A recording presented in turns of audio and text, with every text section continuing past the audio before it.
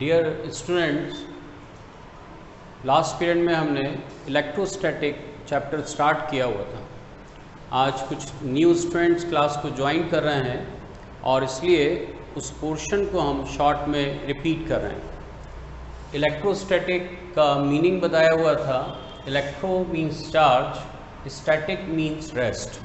It means electrostatic is the branch of physics in which we study about rest charges.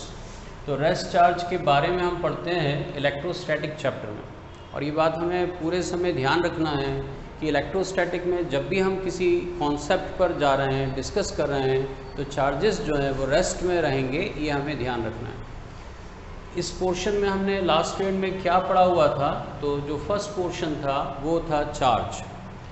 Charge is a inherent property and it is a property of matter. इसका मतलब है यदि किसी particle की एक ऐसी property है जो उसके बर्थ के साथ उस पार्टिकल में बनती है। इनहेरेंट का मतलब है उसके बर्थ के साथ वो प्रॉपर्टी पार्टिकल ने गेन की हुई है। अब चार्ज को हम कैसे डिफ़ाइन करते हैं, तो कई मेथड हैं। इसको हम इस टाइप से भी डिफ़ाइन कर सकते हैं कि जैसे ए और बी ये दो पार्टिकल हैं और इनके बीच में कितने इलेक्ट्रॉन का ट्रांसफ़र हो रहा है, कितना इलेक्ट्रॉन जो है वो ए से बी या बी से ए ट्रांसफ़र हो रहा है, वो नंबर ऑफ़ इलेक्ट्रॉन्स को ही हम चार्ज कहते हैं। नंबर ऑफ़ इलेक्ट्रॉन जो ट्रांसफ़र हो रहे हैं, जैसे ए से बी पर यदि प्लस 2 इलेक्ट्रॉन यदि ट्रांसफ़र होते हैं तो इलेक्ट्रॉन एक्सिस में होते हैं बी पर, और इसलिए बी पर 2 नेगेटिव चार्ज प्रोड्यूस होता है। और ए से इलेक्ट्रॉन ट्रांसफ़र हुए तो ए पर lack of 2 electron means positive charge generate होता है। तो positive charge means deficiency of electron and negative charge means excess of electron. तो कितने इलेक्ट्रॉन ट्रांसफ़र होंगे, वो नंबर ऑफ़ इलेक्ट्रॉन्स जो हैं उसके चार्ज को डिसाइड करेंगे। ठीक है, तो अभी हमने ये देखा कि एक प्रॉपर्टी है पार्टिकल की जो यह बताती है कि उस पार्टिकल पर कितने इलेक्ट्रॉन कम हैं या कितने इलेक्ट्रॉन ज़्यादा हैं। अब किससे कम या किससे ज़्यादा, तो ये उसमें जो नंबर ऑफ़ प्रोटॉन्स हैं उससे उसके कंपैरिजन में कितने इलेक्ट्रॉन कम या ज़्यादा हैं। जैसे नंबर ऑफ़ इलेक्ट्रॉन और नंबर ऑफ़ प्रोटॉन सेम है किसी एटम पर, तो उसका चार्ज 0 होगा। यदि इलेक्ट्रॉन प्रोटॉन के कंपैरिजन में 2 ज़्यादा हैं तो उस पर 2 नेगेटिव चार्ज होगा। और यदि 2 इलेक्ट्रॉन कम हैं, जैसे इस एग्जांपल में ए पर 2 इलेक्ट्रॉन कम है तो ए का चार्ज जो है वो 2 पॉजिटिव होगा। तो प्रोटॉन से कंपेयर करना है और उससे हम चार्ज को डिसाइड कर पाते हैं। दूसरी डेफिनेशन ये लिख सकते हैं कि एक पार्टिकल है ए और दूसरा पार्टिकल है बी।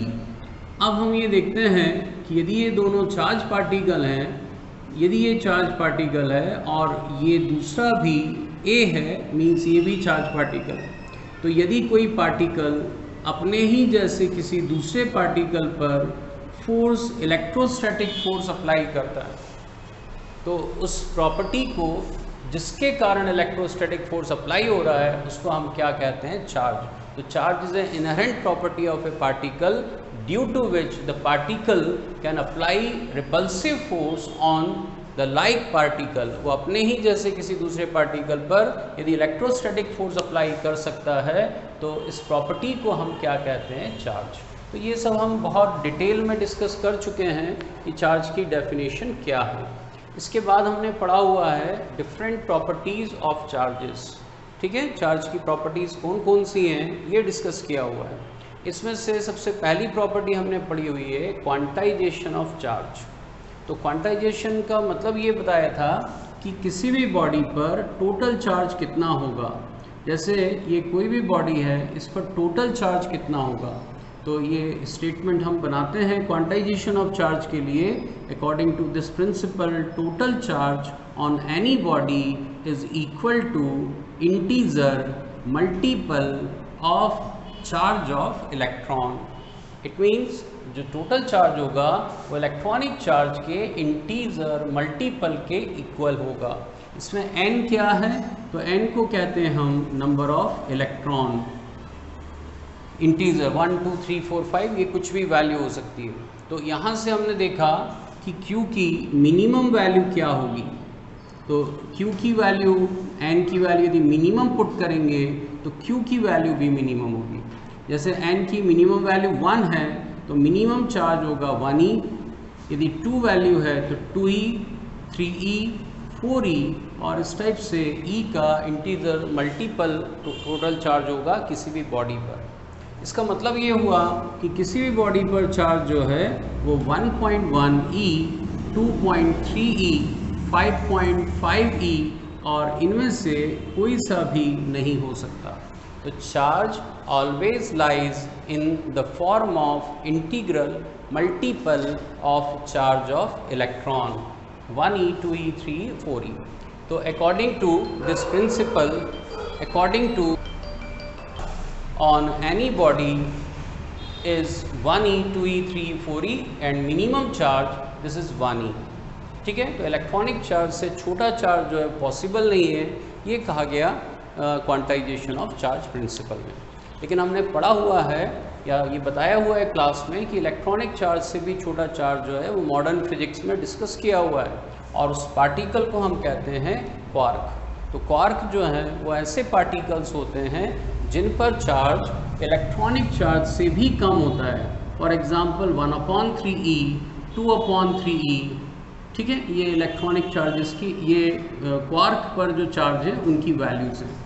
अब ये बहुत सारे टाइप के होते हैं, अप, डाउन, चार्म, इस टाइप के डिफरेंट नेम हैं, और आगे कभी हम इसको मॉडर्न फिजिक्स में डिस्कस करेंगे।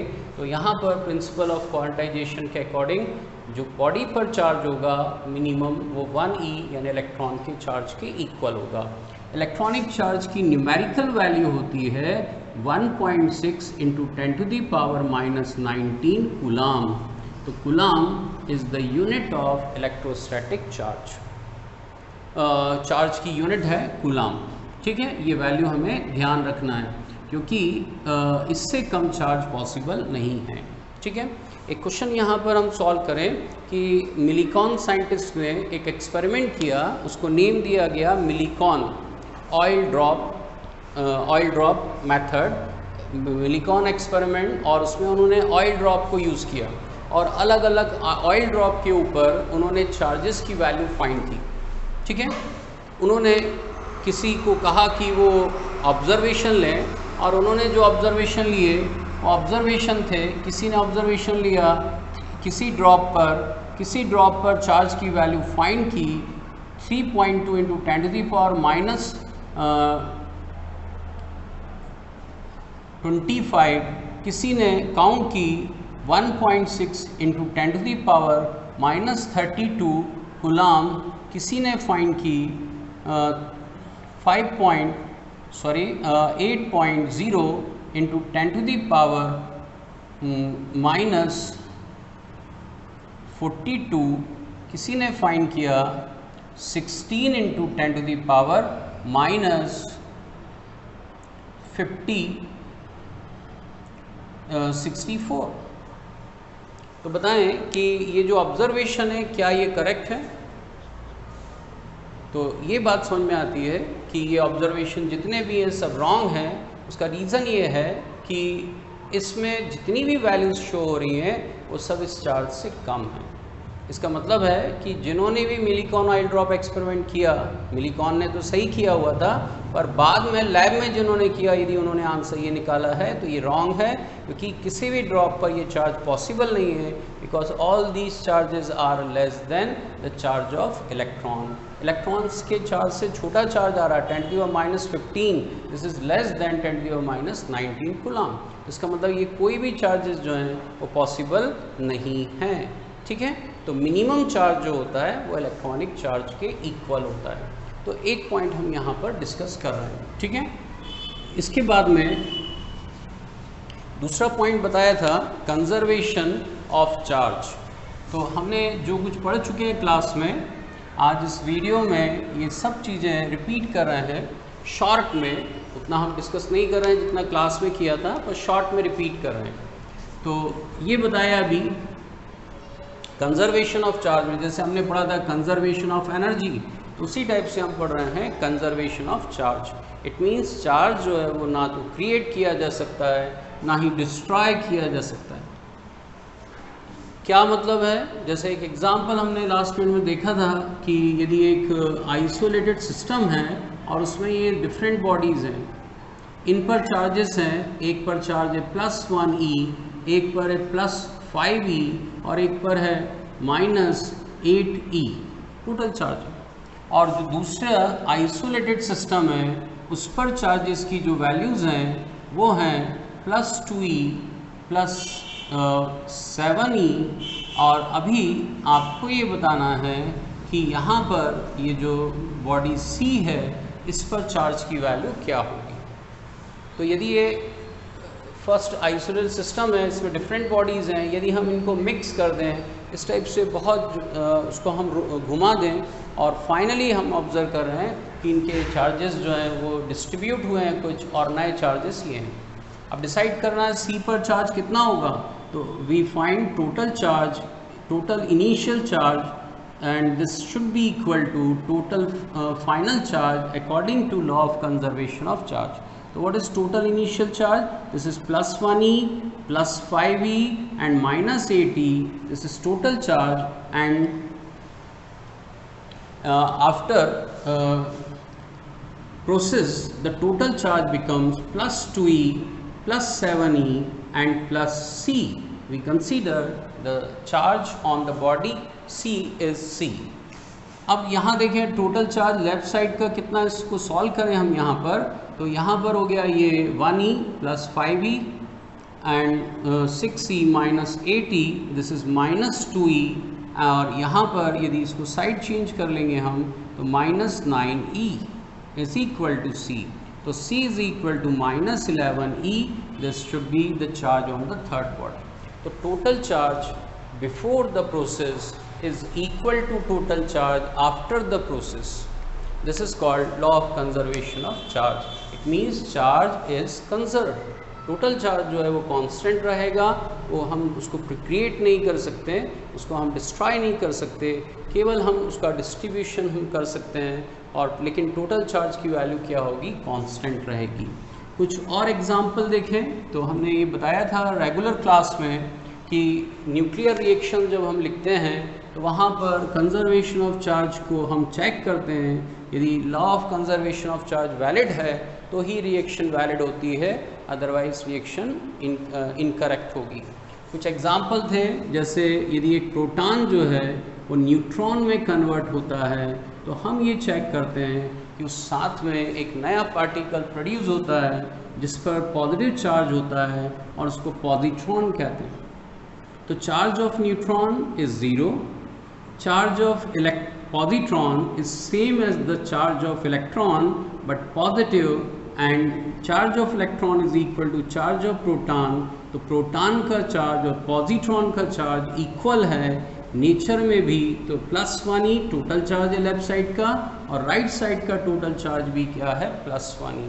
It means total charge before reaction is equal to total charge after reaction. तो जो भी प्रोडक्ट हैं उनका टोटल चार्ज और जो भी रिएक्टेंट हैं उनका टोटल चार्ज इक्वल रहना चाहिए।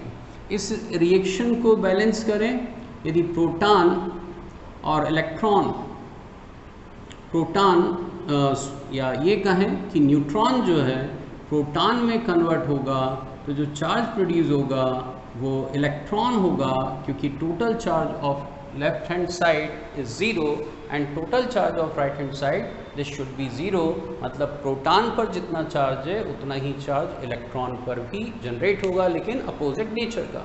तो +1e -1e, this is 0, left side भी 0।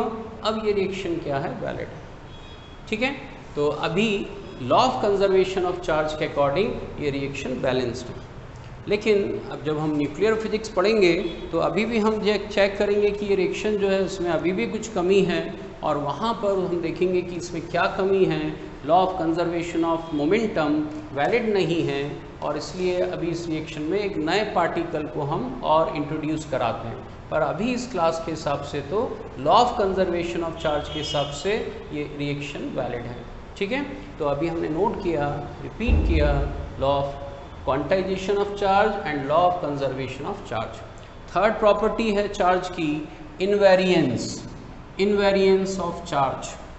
तो इनवेरिएंस का मतलब ये होता है कि अभी हम चैप्टर जरूर इलेक्ट्रोस्टैटिक पढ़ रहे हैं, हम रेस्ट चार्ज के बारे में पढ़ रहे हैं, लेकिन यदि चार्ज मोशन में हुआ तो क्या, यदि पार्टिकल मोशन में हुआ तो क्या उसका चार्ज बदल जाता है?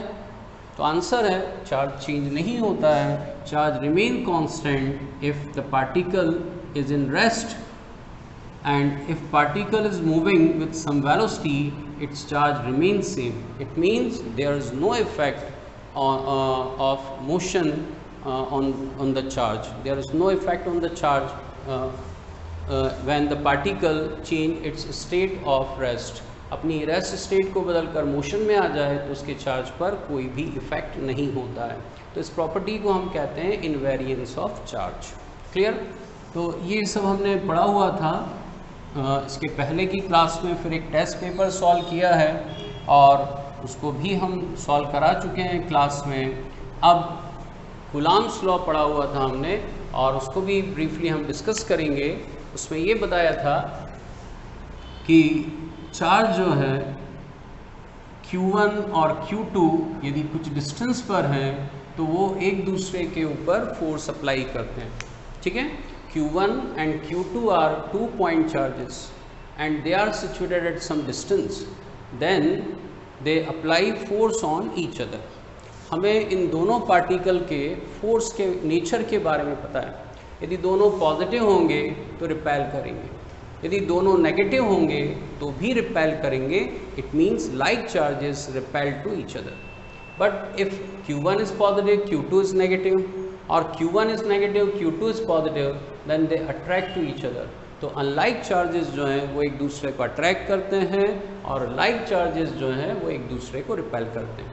पर ये श्योर है कि कूलॉम्स लॉ के अकॉर्डिंग ये दोनों ही एक दूसरे पर फोर्स अप्लाई करेंगे।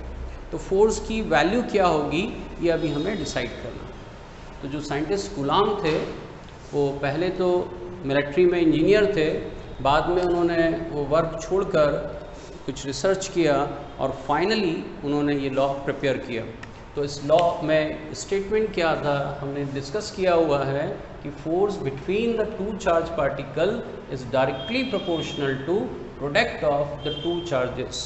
दोनों चार्जेस के प्रोडक्ट के प्रोपोर्शनल है and force is inversely proportional to square of distance between the two charges.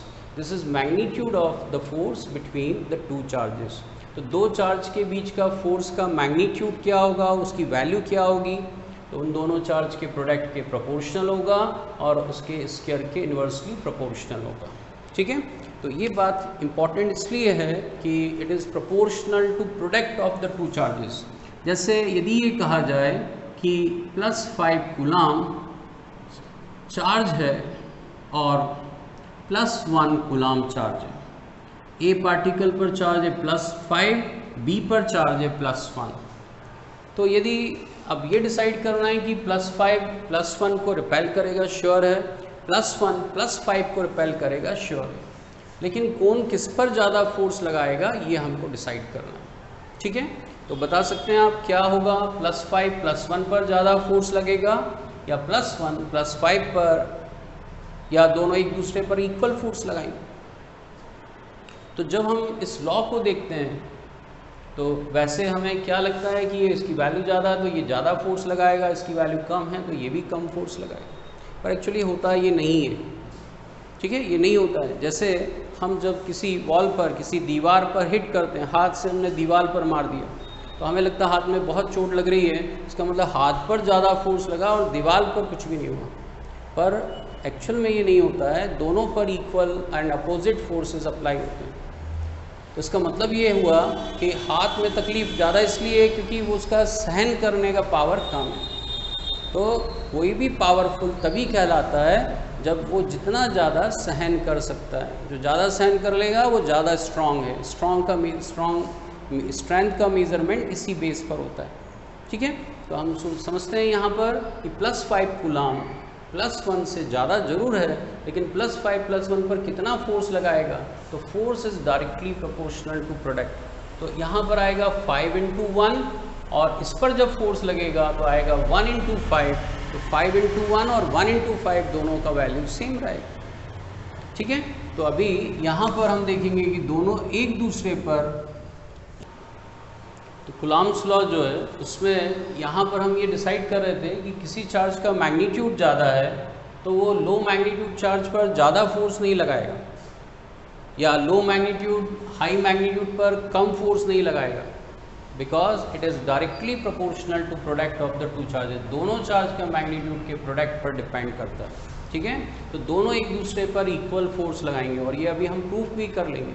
ठीक है, तो कूलॉम्स लॉ का स्टेटमेंट वहाँ हमने देखा, force is proportional to product of the two magnitude of the two charges and inversely proportional to square of distance between the two charges. इनके distance के square के इन्वर्सली प्रोपोर्शनल है। अब proportional sign को जब भी हम हटाते हैं तो एक कांस्टेंट आता है, यहाँ पर हमने कांस्टेंट को a लिखा है, कोई और सिंबल भी हम यहाँ पर यूज़ कर सकते हैं।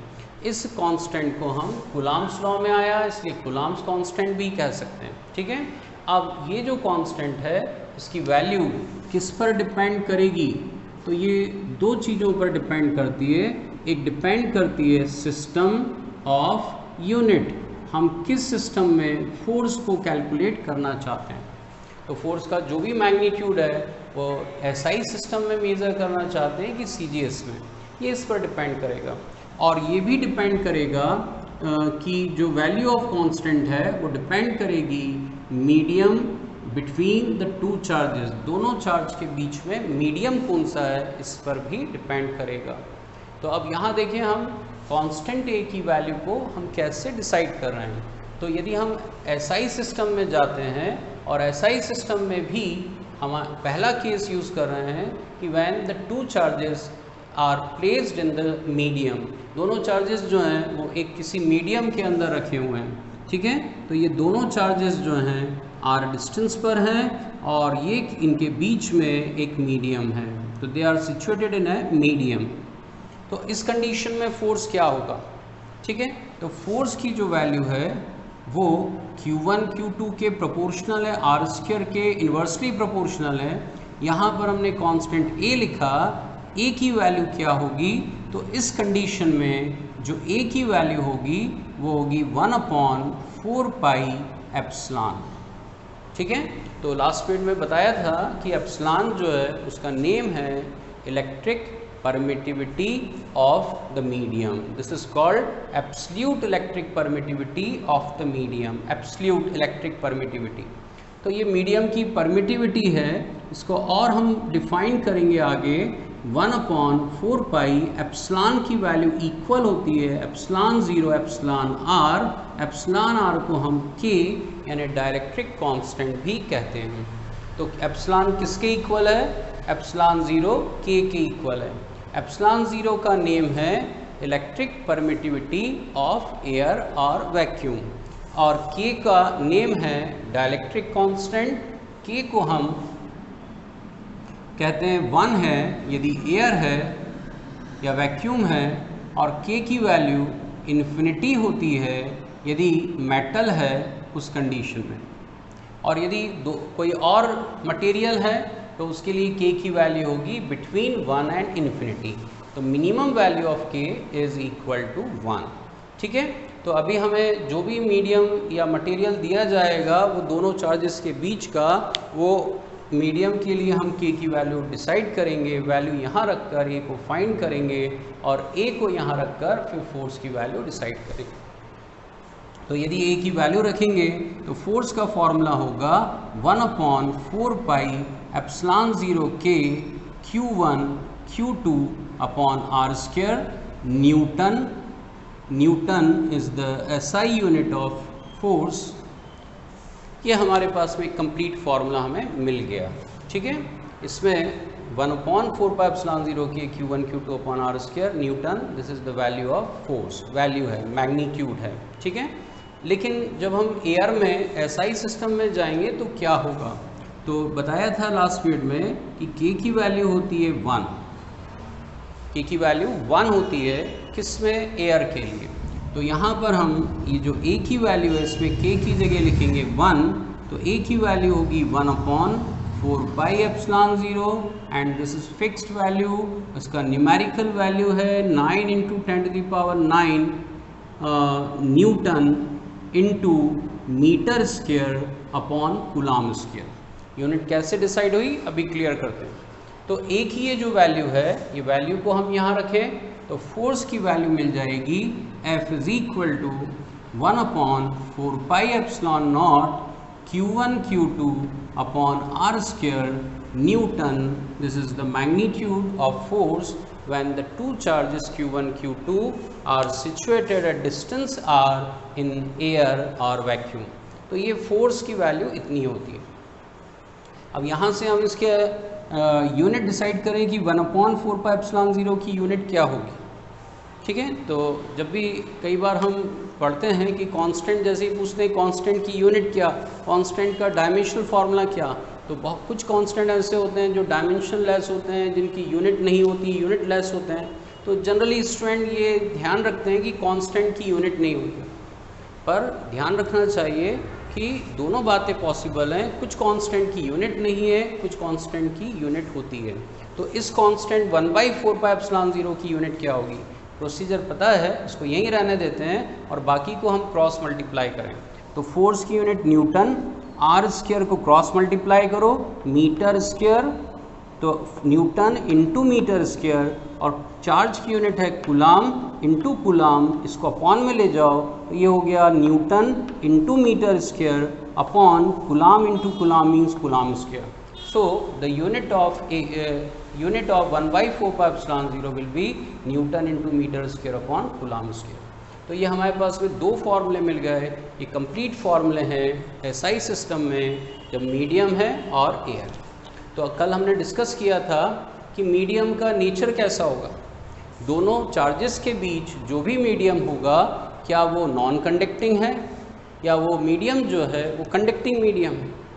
तो बताया था यदि दोनों के बीच में कंडक्टिंग मीडियम हुआ, मान लो एयर मेटल हुआ, तो मेटल के लिए के की वैल्यू क्या होगी, इन्फिनिटी, और के की वैल्यू यदि इन्फिनिटी हो गई तो 1/∞, इसका मतलब है 0, फोर्स की वैल्यू 0 हो जाएगी।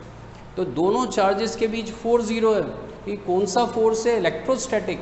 इसका मतलब है चार्जेस जो हैं इस कंडक्टिंग मीडियम में फ्लो होने लगेंगे और वो रेस्ट में नहीं होंगे, इसलिए अब वहाँ पर इलेक्ट्रोस्टैटिक फोर्स 0 हो जाएगा। तो if we placed some conducting medium between the two charges, then the state of charge becomes changed, they comes in motion, and therefore electrostatic force between the two charges becomes 0। Clear? तो यहाँ पर हमारे पास में SI system में फॉर्मूले मिल गए। अब हम पहुँच जाते हैं CGS सिस्टम पर कि CGS सिस्टम में A की वैल्यू क्या होगी और उस बेस पर हम फोर्स को कैसे डिसाइड करेंगे। क्लियर? तो A की वैल्यू हम ढूंढ रहे हैं CGS सिस्टम में, और वही दो केसेस मीडियम में चार्जेस हैं या एयर या वैक्यूम में चार्जेस हैं। ठीक है, तो देखिए ध्यान से सुने इस बात को। यदि किसी भी फॉर्मूले में एप्सिलॉन 0 प्रेजेंट है तो वो फॉर्मूला डेफिनेट एसआई सिस्टम का फॉर्मूला। कोई भी फॉर्मूला आगे हम देखेंगे कि इलेक्ट्रिक फोर्स डिसाइड किया अभी हमने, इलेक्ट्रिक फील्ड डिसाइड करेंगे, इलेक्ट्रिक पोटेंशियल डिसाइड करेंगे, कैपेसिटेंस डिसाइड करेंगे, ये सभी फार्मूले में चेक करेंगे। यदि एप्सिलॉन 0 टर्म प्रेजेंट है तो इसका मतलब फार्मूला एसआई सिस्टम में है। और यदि हम उस फार्मूले में से 4 पाई एप्सिलॉन 0 को हटा दें, हमें एप्सिलॉन 0 अकेला नहीं हटाना है, 4 पाई एप्सिलॉन 0 को हटा दें तो वो फार्मूला जो है वो CGS सिस्टम में कन्वर्ट हो जाएगा। ठीक है, तो अभी क्या बताया, ये बताया हुआ है कि यदि किसी formula, if formula contains epsilon 0 then the formula is in the SI system. लेकिन यदि 4 पाई एप्सिलॉन 0 को हटा देंगे तो फार्मूला CGS सिस्टम में कन्वर्ट हो जाएगा। ठीक है, तो यहाँ भी यही करते हैं। देखें हम मीडियम की प्रेजेंस में A की वैल्यू ये थी, 1/4πε0 के, हमें 4πε0 हटाना है तो रिमेनिंग वैल्यू होगी 1/k। तो a की वैल्यू हो गई 1/k, ये a के लिए हमारे पास में वैल्यू है। अब a का वैल्यू यहाँ रखेंगे हम, तो फोर्स की वैल्यू डिसाइड होगी 1/k Q1 Q2/r², ये फोर्स की वैल्यू है। क्लियर? ये a की वैल्यू रखकर हमने फोर्स डिसाइड कर लिया। अब यदि CGS सिस्टम में जाएं एयर या वैक्यूम की प्रेजेंस में, तो a की वैल्यू क्या होगी? तो देखें a की वैल्यू होती थी 1/4πε0k, लेकिन बताया CGS सिस्टम में है इसलिए हमें 4πε0 हटाना है, और एयर में है तो एयर के लिए k की वैल्यू होती है 1, तो यहाँ हमें 1 लिखना है, तो a की वैल्यू हो जाएगी ओनली 1। क्लियर? तो f की वैल्यू क्या होगी? a is equal to 1 and therefore force becomes Q1 Q2/r²। ये दोनों फॉर्मूले CGS में हैं इसलिए इसकी यूनिट होगी डाइन। ठीक है, तो फोर्स हमने डिसाइड कर लिए 1 2 3 4 फॉर्मूलेज अभी हमारे पास में हैं। इन सभी में जो जनरल फार्मूला है वो ये फार्मूले को हम जनरल फार्मूला कहते हैं, क्योंकि जनरली चार्जेस जो हैं उनके बीच में मीडियम एयर होता है, तो हम बार बार ये फार्मूला हम यूज़ करेंगे।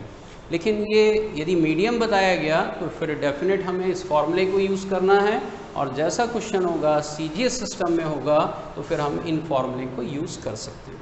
क्लियर? तो यहाँ पर ये 4 फार्मूलेज हमने कंप्लीट कर लिए। तो ये जो भी अभी हमने डिस्कस किया ये सब फॉर्मूले हमें बताते हैं, ये कूलम्ब्स लॉ हमें बताता है मैग्नीट्यूड ऑफ फोर्स। ठीक है, फोर्स का मैग्नीट्यूड क्या होगा? Force between the two charges situated at distance r। Clear? अब आगे हम पढ़ने वाले हैं vector form of Coulomb's law. Coulomb's law का वेक्टर फॉर्म क्या होगा ये हम डिस्कस कर रहे हैं। ठीक है, तो कूलम्ब्स लॉ का वेक्टर फॉर्म क्या होगा वो देखें हम। तो यहाँ पर इस डायग्राम को देखें, Q1 और Q2 जो हैं वो दो चार्जेस हैं, दोनों एक दूसरे से r डिस्टेंस पर। हम कंसीडर कर रहे हैं कि दोनों चार्जेस जो हैं वो पॉजिटिव हैं। अब यहाँ पर Q1 जो है वो Q2 को रिपेल करेगा, जो फोर्स लगेगा Q2 पर रिपल्सिव फोर्स, उसका डायरेक्शन होगा राइट साइड। तो यहाँ पर हमने जो सिंबल यूज़ किया है उसको रीड करें, this is force vector, arrow क्या रिप्रेजेंट करता है? वेक्टर। तो force vector, force applied on the second particle, this is second particle, this is force on the second particle applied by first. पहले ने दूसरे पर कितना फोर्स लगाया वो है F21। ठीक है, तो जो पहले नंबर लिखा है वो उस पार्टिकल पर फोर्स है जिस पर लग रहा है। यहाँ पर लिखा है F12 वेक्टर, इसका मतलब क्या है? This is force on first particle by second. तो फर्स्ट पर सेकेंड ने कितना फोर्स लगाया, तो Q2 जो है उसको रिपेल कर रहा है। तो ये दोनों फोर्सेस का मतलब हमें समझ में आ गया। ठीक है, तो अभी पता है Q1 Q2 क्या है, R उसके बीच का डिस्टेंस है, F12 वेक्टर और F21 वेक्टर क्या है ये हमने डिसाइड किया। अब बच गया कि यहाँ पर ये R12 कैप क्या है और R21 कैप क्या है। तो R cap this is unit vector, और ये यूनिट वेक्टर जो है वो ये वेक्टर केवल डायरेक्शन बताने का काम करेगा, इसका मैग्नीट्यूड होगा 1। तो ये किस डायरेक्शन को रिप्रेजेंट करेगा? ध्यान से देखें, R12 R कैप 12 ये क्या रिप्रेजेंट कर रहा है? तो ये रिप्रेजेंट कर रहा है कि ये डायरेक्शन है पहले वेक्टर से दूसरे वेक्टर की तरफ, मतलब Q1 से Q2 का जो डायरेक्शन है वो R12 कैप। और R21 कैप क्या बता रहा है? ये बता रहा है दूसरे पार्टिकल से फर्स्ट पार्टिकल। तो दूसरा ये है, पहला ये है, तो दूसरे से पहले की तरफ जो यूनिट वेक्टर है वो है R21 कैप। तो R12 cap and R21 cap they are unit vector, they represent direction. R12 cap represent direction from Q1 to Q2 and R21 cap represent direction from Q2 to Q1। तो ये बात समझ में आ गई। तो arrow board पर ध्यान से देखना, एरो ही हमको ये बताएंगे कि फोर्स का डायरेक्शन कहाँ है और जो यूनिट वेक्टर है उसका डायरेक्शन कहाँ है। क्लियर? तो अब हम यहाँ पर इस वेक्टर को डिसाइड करने वाले हैं, what is force vector applied on first particle by second. तो जब हम 11th में थे तो वहाँ पर हम लिखते थे force vector is equal to 10 I cap. तो 10 आई कैप क्या रिप्रेजेंट करता था? तो magnitude of force is 10 and I cap this represent X direction, means 10 newton force applied in X direction. ठीक है, यदि ये फोर्स एसआई सिस्टम में है तो हम लिखेंगे 10 न्यूटन फोर्स अप्लाई हो रहा है किस डायरेक्शन में? एक्स में। जे कैप लिखेंगे तो वाई डायरेक्शन, के कैप लिखेंगे तो जेड डायरेक्शन, और आर कैप लिखेंगे तो जो डिस्टेंस है उस डायरेक्शन में ये वेक्टर होगा। तो यहाँ पर अभी बोर्ड पर देखें, 10 हो गया मैग्नीट्यूड और ये हो गई डायरेक्शन। तो इसी फॉर्म में लिखना है। F12 वेक्टर, ये वेक्टर है तो पहले इसका मैग्नीट्यूड लिखेंगे, ये मैग्नीट्यूड है, ये मैग्नीट्यूड लिख दिया। फिर हम इसका डायरेक्शन लिखेंगे, तो बताएं F12 वेक्टर का डायरेक्शन कहाँ होगा? ये है F12 वेक्टर। अब बोर्ड पर देखें, ये दो डायरेक्शन है, किस डायरेक्शन को यूज़ करेंगे? तो ये दोनों एरो मैच होते हैं। ठीक है, इसको बहुत ध्यान से देखना है हमें। F12 वेक्टर लिख दिया हमने, इसका मैग्नीट्यूड लिख दिया, डायरेक्शन कहाँ होगा? तो डायरेक्शन इस डायरेक्शन में है F12 वेक्टर, और ये डायरेक्शन में जो यूनिट वेक्टर है वो R21 कैप है। तो R21 कैप ये हमने लिख दिया। तो ये हो गया मैग्नीट्यूड और ये हो गया डायरेक्शन। अब फोर्स का मैग्नीट्यूड क्या होगा? तो ये ऑलरेडी फॉर्मूला है, कंप्लीट फॉर्मूला। उस वैल्यू को यहाँ लिखे, 1/4πε0 के Q1 Q2 upon R square, ये हमने लिख दिया। और R21 कैप, ये R21 cap as it is. तो F12 वेक्टर ये हमने फॉर्मूला डिसाइड कर लिया। अब देखिए ये हम जो डिस्कस कर रहे हैं वो क्या है? तो ये है फोर्स वेक्टर, ये है magnitude of force according to Coulomb's law. इसमें डायरेक्शन इन्वॉल्व हो गया तो इसको कहेंगे vector form of Coulomb's law. तो कूलम्ब्स लॉ का ये वेक्टर फॉर्म है। तो हम कंफ्यूज ना हो इसलिए और जल्दी डिसाइड कर लेते हैं कि यदि फोर्स में 1 2 आ रहा है तो इस डायरेक्शन में 2 1 आएगा। ठीक है, अब दूसरा फोर्स देखें हम, what is force on second particle? Force on second particle by first. तो इस सेकेंड पार्टिकल पर जो फोर्स लग रहा है उसका मैग्नीट्यूड हो गया F21 और उसका डायरेक्शन राइट साइड। तो राइट साइड कौन सा एरो है, कौन सा यूनिट वेक्टर है? तो वो है R12 कैप। तो यहाँ पर हमने R12 कैप लिख दी। ठीक है, तो अभी F21 vector as it is, F21 magnitude, तो मैग्नीट्यूड होगा 1/4πε0 के Q2 Q1 upon R square. इसको Q1 Q2 भी लिख सकते हैं। तो ये हो गया magnitude of force according to Coulomb's law, और ये हो गया यूनिट वेक्टर, मींस ये डायरेक्शन बताएगा R12 कैप। ठीक है, तो ये F21 वेक्टर हमने डिसाइड कर लिया। तो क्या क्या पढ़ा अभी हमने? ये है Coulomb's law, Coulomb's law in vector form. ये भी है Coulomb's law in vector form. ठीक है, this is force on first particle by second and this is force on second particle by first. अब देखें ध्यान से, ये दोनों के मैग्नीट्यूड इक्वल है। अभी बताया था कि एक 5 कूलम्ब का पार्टिकल है, चार्ज पार्टिकल है, और एक +1 कूलम्ब का, दोनों एक दूसरे पर इक्वल फोर्स लगाएंगे।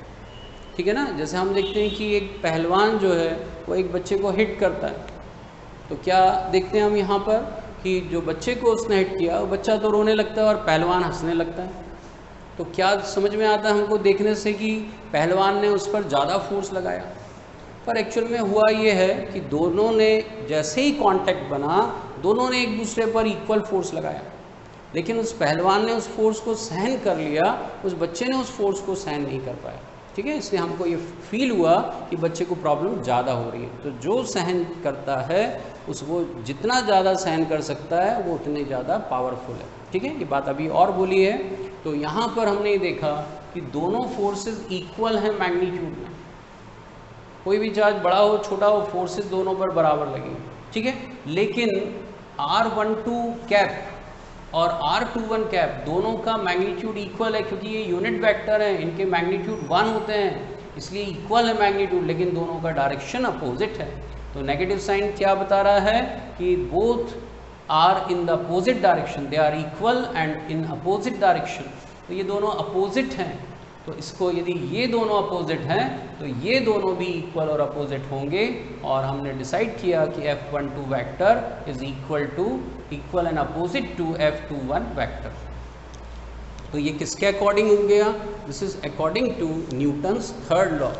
तो थर्ड लॉ के अपोजिट हो गया कि for every action there is equal and opposite reaction. तो ये दोनों इक्वल और अपोजिट होंगे, ये हमने डिसाइड कर लिया। ठीक है, अब यहाँ से ये वेक्टर फॉर्म कंप्लीट हो गया और इस बेस पर हमने न्यूटन्स थर्ड लॉ को भी गेन कर लिया। तो क्या ये क्लियर हो गया कि हमने जो कुछ पढ़ा हुआ है ये इलेक्ट्रोस्टैटिक फोर्स के बारे में पढ़ा। 11th में हमने ग्रेविटेशनल फोर्स के बारे में पढ़ा हुआ था, और इलेक्ट्रोस्टैटिक फोर्स जो होता है वो ग्रेविटेशनल फोर्स के कंपैरिजन में स्ट्रांग फोर्स है। ठीक है, अब कितना स्ट्रांग है ये आगे हमें डिसाइड करना है। तो अभी इस क्लास को यहीं पर हम कंप्लीट करते हैं और इसको स्टडी करें इस मैटर को, और जो भी इसमें प्रॉब्लम होती है नेक्स्ट क्लास में उसको डिस्कस करेंगे। Thank you.